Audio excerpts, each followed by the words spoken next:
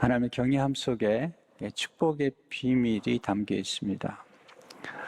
시편 31편 19절에 보시면 주를 두려워하는 자를 위하여 쌓아두신 은혜, 곧 주께 피하는 자를 위하여 인생 앞에 베푸신 은혜가 어찌 그리 큰지요.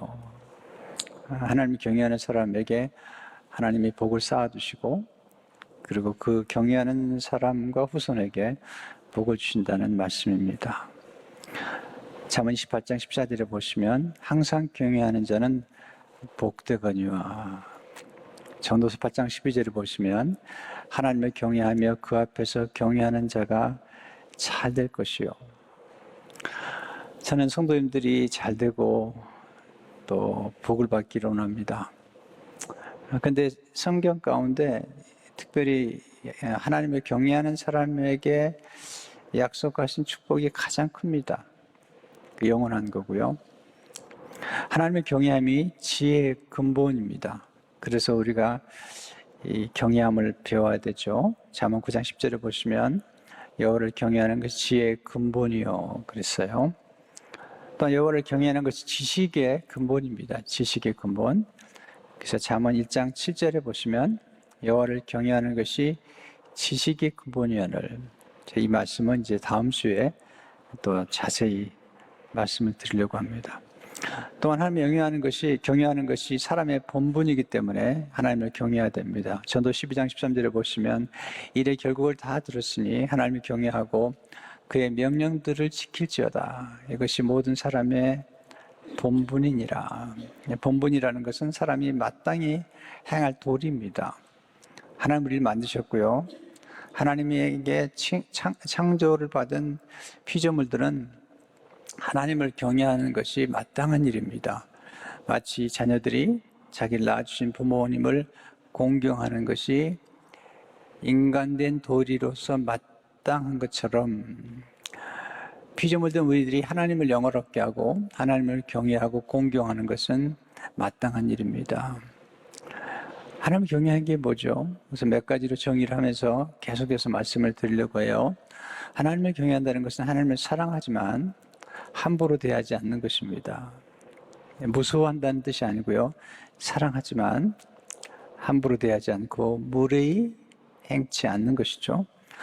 또 하나님을 경외한다는 것은 하나님을 경의로 하는 것입니다. 하나님의 영광과 하나님의 구속의 스토리들을 보면서 놀라워하는 것. 또 하나님을 경외한다는 것은 하나님을 존중하는 것입니다. 하나님을 존귀 여기는 것. 이게 하나님 나라의 문화입니다. 사탄의 문화는 멸시입니다. 그러나 하나님의 나라의 문화, 하나님을 믿는 가정과 교회의 문화는 존중입니다. 존중. 하나님을 경외한다는 것은 하나님을 최우선순위에 두는 것입니다. 먼저 최우선순위의 자리에 두는 것. 하나님을 경외한다는 것은 하나님의 말씀을 존귀 여기는 것입니다. 하나님을 경외하면서 하나님의 말씀을 존귀 여기는 사람은 복된 사람이죠. 특별히 오늘 본문 시편 34편에 보면 하나님을 경외하는 사람에게 어떤 축복을 주신지 9절 10절에 보시면 너희 성도들아 여호와를 경외하라. 그를 경외하는 자에게는 부족함이 없도다. 젊은 사자는 궁핍하여 줄일지라도 여호와를 찾는 자는 모든 좋은 것에 부족함이 없으리로다. 이런 축복 약속한 성경은 많지 않습니다. 하나님을 경외하는 자에게 주신 축복이 얼마나 놀라운지요. 근데 이 경외함의 진수를 담고 있는 시편 34편은 다윗이 썼습니다. 언제 썼을까요? 여러분 성경 보시면 그 제목이 나오죠. 언제 썼냐면 다윗이 아비멜렉 앞에서 아기스 왕 블레셋 왕이죠. 아비멜렉 앞에서 미친 채 하다가 쫓겨나서 지은 시입니다. 죽음의 고비를 넘긴 다윗이 그 아기스 왕 앞에서 미친 채 하면서 살아남았던 그가 이제 살아남은 후에 하나님을 찬송하며 자기를 모든 두려움에서 환난에서 건져주신 하나님을 찬양하는 시가 시편 34편의 시인 것을 보게 됩니다. 자, 여기서 배우는 첫 번째 교훈, 하나님을 경외하는 사람은 모든 두려움을 극복하게 됩니다. 인간은 두려워하는 존재죠. 자연재해도 두려운 거고요. 우리 인간의 이 삶의 여정에서 많은 두려움을 경험하죠. 지난 2년 동안은 코로나 바이러스 때문에 얼마나 사람들이 두려워하는지 모르죠. 또 우리는 인생에서 상실, 가장 귀한 것을 잃어버린 상실에 대한 두려움, 실직, 실연, 또는 실패, 파산, 그리고 부득이 어떤 인생 여정에서 버림받은 경험들, 거절당한 경험들, 또는 질병, 이런 여러 가지 예상치 못했던 사건들, 강도, 참 우리를 두렵게 만드는 거죠. 또 하나는 사람이 참 존귀한 존재지만 또 사람이 우리를 두렵게 하죠. 다윗이 경험했던 거고 또 우리도 인생 여정에서 경험하는 것 중에 하나인 것입니다. 하나님 우리가 두려워하는 존재를 아시기 때문에 자주 두려워하지 말라, 놀라지 말라고 말씀합니다. 왜냐하면 두려움은 실존이지만 두려움에 사로잡히게 되면 우리의 눈이 어두워집니다. 그리고 생각을 정확하게 하는 그 능력이 마비돼 버립니다. 또는 총명을 상실해 버립니다.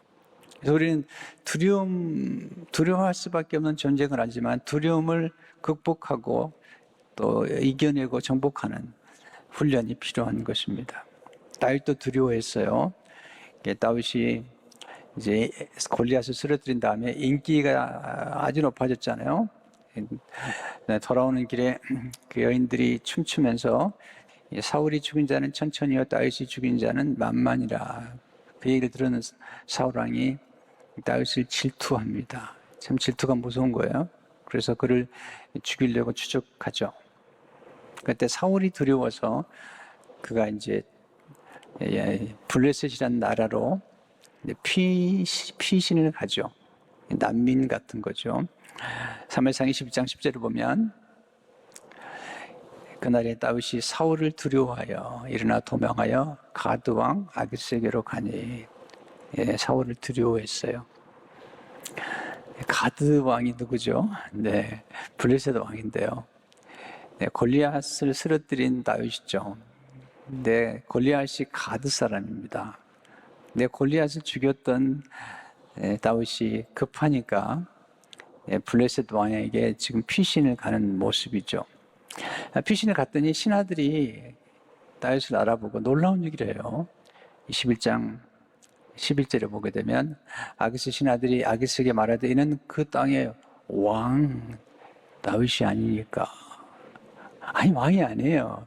지금 사울 왕을 피해서 도망왔는데 다윗을 왕이라고 부르는 겁니다. 그 이유가 있다는 거예요. 그럼 11절을 보시면 무리가 춤추며 이 사람의 일을 노래하여 이르되 사울이 죽은 자는 천천히요 다윗은 만만이라도 하지 아니하나이까 한지라. 그 말을 들은 다윗은 이 촉이 빠른 사람이거든요. 아, 오늘 죽었구나.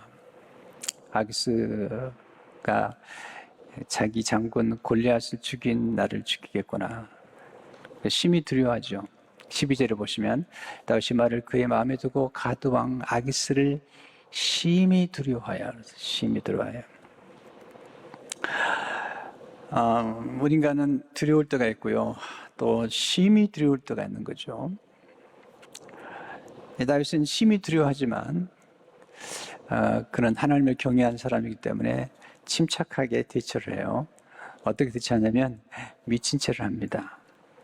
13절을 보시면 그들 앞에서 그 행동을 변하여 미친 채하고 대문짝에 그적거리며 침을 수염에 흘리며, 그 골리앗을 쓰러뜨린 다윗이 지금 미친 채 하면서 대문짝에 그적거리면서 침을 수염에 흘리고 있어요.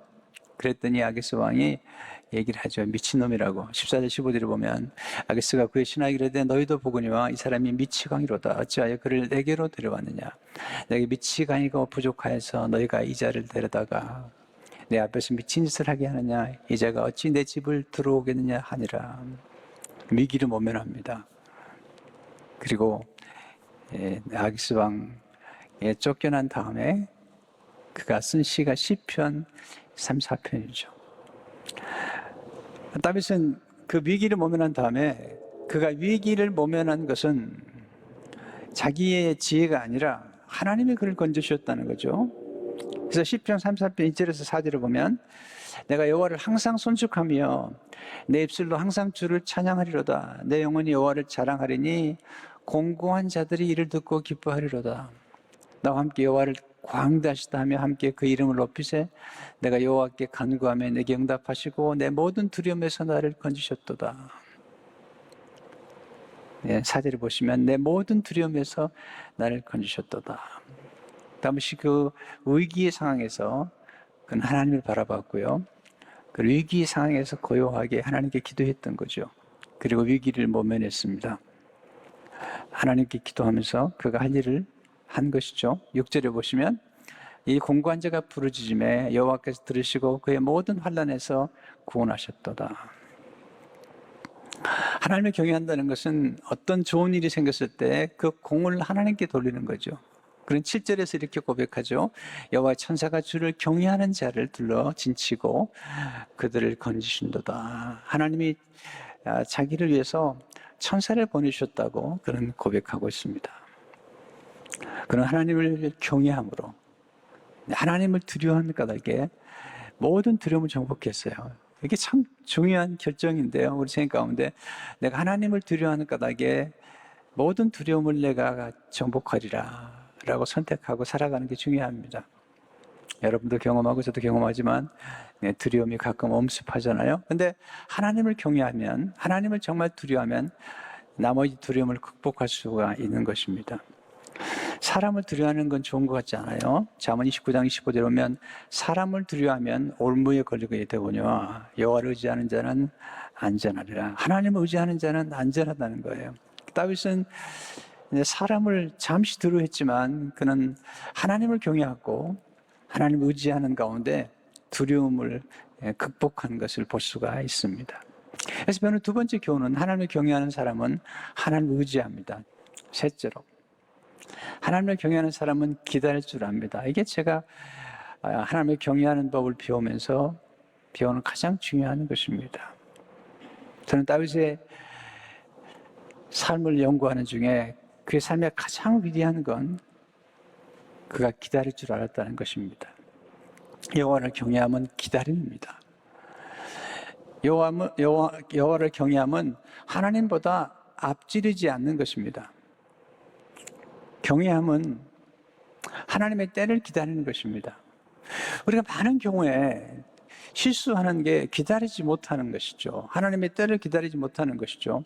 하나님의 때와 그리고 하나님의 가장 적합한 그 때를 기다릴 줄 아는 사람은 하나님을 경외하는 것입니다. 사울왕은 기다리지 못했습니다. 조급했고요. 그래서 하나님의 버림을 받죠. 이제 사울이 다윗을 계속 죽이려고 괴롭히죠. 그런데 한 번은 사울왕을 죽일 수 있는 절호의 기회가 옵니다. 죽이면 왕이 되는 거예요. 근데 죽이지 않고 기다립니다. 한 번은 이제 다윗과 그의 사람들이 굴에 숨어 있는데 다윗을 죽이려고 추적했던 사울 왕이 뒤를 볼 일이 생겼습니다. 용변을 볼 일이 생겨가지고 굴에 들어옵니다. 그 당시에는 뭐 야외 화장실이 거기밖에 없었나 보죠. 그래서 사무엘상 2장 24장 3절을 보게 되면 길가 양의 우리에 이른즉 굴이 있는지라 사울이 뒤를 보러 들어가니 가니라. 다윗과 그의 사람들이 그 굴 깊은 곳에 있더니, 여러분 아시잖아요. 우리가 용변을 보려면 무장을 풀어야 되고 긴장을 풀어야 됩니다.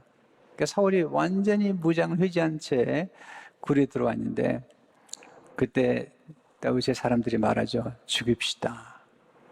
하나님이 기회를 주신 겁니다. 이렇게 얘기하는 거예요. 네, 다윗은 그들에게 말하죠. 아니라고. 하나님이 기회를 주신 것은 아니라고. 하나님의 기름 부음 받은 사람을 죽이는 것은 하나님의 뜻이 아니라고.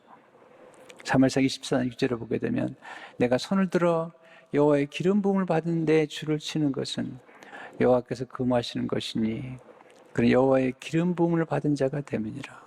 이게 다윗을 위대하게 만든 겁니다.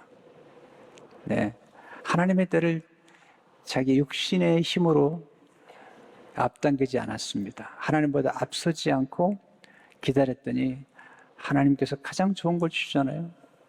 나중에 이제 유다 왕이 되죠. 전 이스라엘 왕이 아니에요.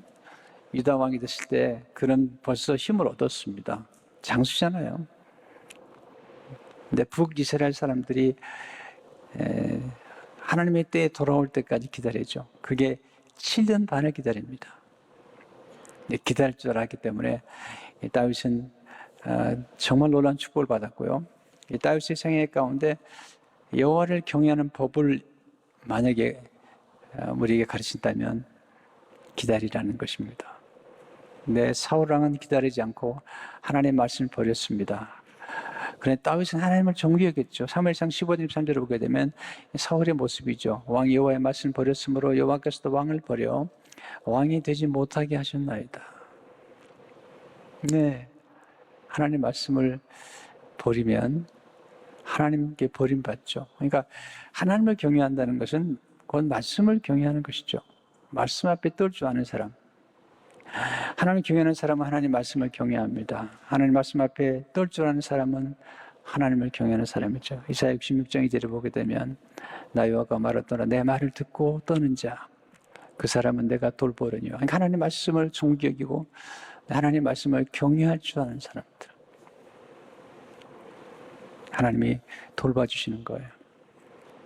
여러분 주일에 와서 말씀을 듣잖아요. 이렇게 말씀을 들을 때 듣는 그 자세, 이게 하나님의 말씀을 경외하는 자세가 중요하다는 거죠. 네 번째, 하나님을 경외하는 사람은 경이로움 속에 삽니다. 경외는 경이로워하는 것입니다. 놀라워하는 것입니다. 유대인 신학자 가운데 아브라함 허셀이라는 분은 굉장히 유명한 학자입니다. 유대인들은 학자를 아주 존중하는데요. 그 존중받는 학자 중 하나가 아브라함 허셀입니다. 하나님을 경외한다는 것은 그는 놀라움이라고 말면서 이렇게 얘기합니다. 경외의 근원은 놀람이고 지혜의 근원은 경외다. 짧지만 굉장히 깊은 말이에요. 경외의 근원 놀람. 와, 놀랍다. 하나님이 놀라우신 분이다. 예, 경이로움, awesome, marvelous 이렇게 경탄하는 것. 지혜의 근원은 경외에 있다. 그는 이렇게 말합니다. 나는 하나님께 결코 성공을 구한 적이 없다. 다만 경이로움을 구했다. 그리고 하나님은 그것을 허락하셨다. 네, 경이로움이란 뭘까요? 하나님의 영광을 보고 경탄하는 것입니다. 경탄. 하나님을 경외하면서 감탄하는 것. 이 경탄이죠. 우러러서 감탄하는 거예요. 다윗이 하나님의 영광을 보면서 그는 경이로워할 줄 알았습니다. 이게 다윗의 아름다운 점이죠. 시편 8편 2절을 보십시오. 여호와 우리 주여 주의 이름이 온 땅에 어찌 그리 아름다운지요. 주의 영광이 하늘을 덮었나이다. 주의 영광을 보면서 이렇게 경이로워할 줄 알았던 다윗. 이것이 다윗의 생애 가운데 하나님이 영화롭게 하는 것을 보게 됩니다. 시편 8편 3절을 보시면 주의 손가락으로 만드신 주의 하늘과 주께서 베풀으신 달과 별들을 내가 보오니. 네, 놀라운 걸 보는 거예요. 하나님이 자연 속에서 하나님 만드신 피조물 가운데 이 모든 우주 가운데 하나님 영광을 보면서 하나님을 경외로했습니다. 이게 하나님을 경외하는 것이죠. 언제 이렇게 하나님을 경외로워 보셨습니까? 여행하면서 어떤 잠시 시간을 내서 머물러서 하나님의 만드신 작품들을 바라보면서 경탄하는 것, 이게 하나님을 경이롭게 여기는 것입니다. 다윗은 또한 하나님이 만드신 자연뿐만 아니라 하나님의 사람을 얼마나 신비롭게 만들었는지, 사람을 얼마나 놀랍게 만들었는지 그는 하나님을 향해서 경탄하고 있습니다. 시편 8편 4절 5절을 보시면 사람이 무엇이기에 주께서 그를 생각하시며 인자가 무엇이기에 주께서 그를 돌보시나이까. 그를 하나님보다 조금 못하게 하시고 영화와 존귀로 관을 씌우셨나이다. 여러분, 사람을 보면서 경탄해 보셨습니까? 정말 사람 놀라운 겁니다.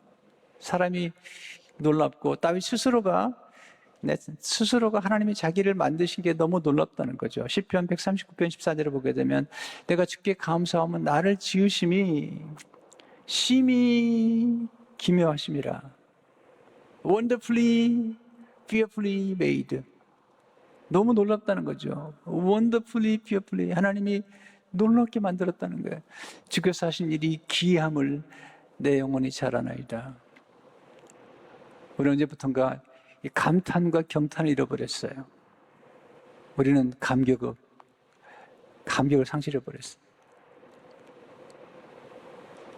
다윗은 하나님의 이름을 존귀 여겼고 하나님의 이름을 부를 때마다 그는 감탄하잖아요. 시편 8편 2절을 다시 보시면 여호와 우리 주여 주의 이름이 온 땅에 어찌 그리 아름다운지요. 하나님의 이름의 아름다움을 그는 감탄하고 있습니다. 어떤 사람은 하나님의 이름을 망령되 여기는데 다윗은 하나님의 이름을 존귀 여겼고 자랑했고 그 이름을 의지했고 그 이름을 찬양했습니다. 하나님이 너무 기뻐하셨던 것이죠. 언제부턴가 우리는 이 경이로움을 잃어버렸어요. 지금 경탄하는 걸 와 놀랍다. 아인슈타인이 이런 말 했어요. 더 이상 멈춰서서 감탄하지 못하고 경이로움에 황홀해하지 못하는 사람은 죽은 것이나 다름없다. 그의 눈은 감겨있다. 멈춰서는 것. 우리를 멈춰서게 만드는 게 아름다움이라고 하워드 가드너가 말했습니다. 우리가 어떤 음악을 들었을 때 그 음악이 너무 황홀해서 멈춰서고 또 그 음악을 다시 듣고 싶을 때 그게 아름다움이라는 거죠. 그 아름다움에 대한 경탄. 이 경탄이 우리에게 필요한 것입니다. 그래서 우리가 하나님을 경외한다는 것 자체가 하나님을 정말 그냥 무서워한다는 게 아닙니다. 이 하나님을 경외한 사람들은 하나님의 영광을 보고 찬송하며 그리고 생명에 대한 경외함, 하나님 만드신 모든 생명을 존귀 여기고 귀 여기기 때문에 그런 가정, 그 가정에서 누리는 행복들. 여러분, 부모를 공경하고 또 서로를 존귀 여기는 그런 문화 속에 성장하는 자녀들과 그렇지 않은 자녀들은 많이 차이가 있죠. 교회도 마찬가지예요. 우리 교회는 정말 존중의 문화가 형성된 교회 중에 하나라는 생각이 드는데요. 정말 행복해요. 교회가 안정스럽고 평화롭고 질서가 있고 조화가 있고, 네. 모든 사람이 서로 존중하지만 그 나름대로 질서가 있잖아요. 거기서 저는 큰 기쁨이 우리에게 있다는 생각이 들어요.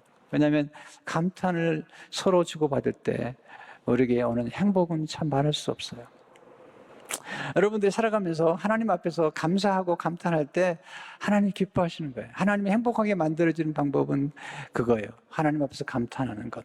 뿐만 아니라 우리가 피차에 서로를 격려하면서 또 서로가 성장할 수 있도록 도와주는 그 길, 그것은 경탄하고 칭찬해 주는 거예요. 하나님 그를 경외하는 사람에게 놀라운 복을 약속하셨잖아요.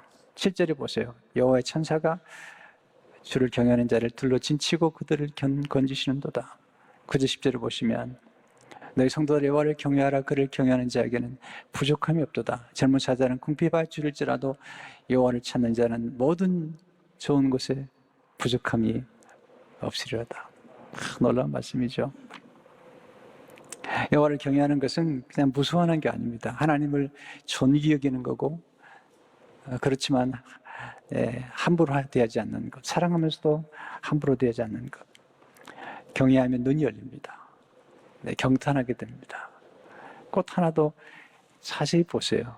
이 강단이 꽃 좀 봐주세요. 예쁘지 않아요? 이런 색깔을 누가 만들어냅니까? 사람이 만들어낼 수 없어요. 자세히 보세요. 정말 놀라워요. 경이로운 거예요. 우리가 조금만 깊이 관찰하면 너무나 놀라운 감탄과 감격을 할 수 있는 거 아니겠어요? 다윗은 하나님을 경외하는 걸 즐거워했고요. 예수님은 더했죠. 이사야 11장 3절에 보면 그가 여호와를 경외함으로 즐거움을 삼을 것이며. 이제 오늘 첫 번 말씀이지만 이 말씀이 처음이자 마지막 같은 귀중한 말씀이에요. 하나님을 경외하는 사람들은 하나님을 기다릴 줄 압니다. 하나님보다 앞서지 않습니다. 하나님이 세운 질서를 존중하고 경외할 줄 압니다. 하나님을 경외하고 부모를 공경하고 어른들을 공경하는 것, 이거 다 이 경외라는 질서 안에서 만들어진 문화입니다. 이제 하나님을 경외하는 가운데 하나님이 위배하신 놀라운 축복을 여러분이 누리시고 나누시기 은혜가 있기를 주의 이름으로 축원합니다.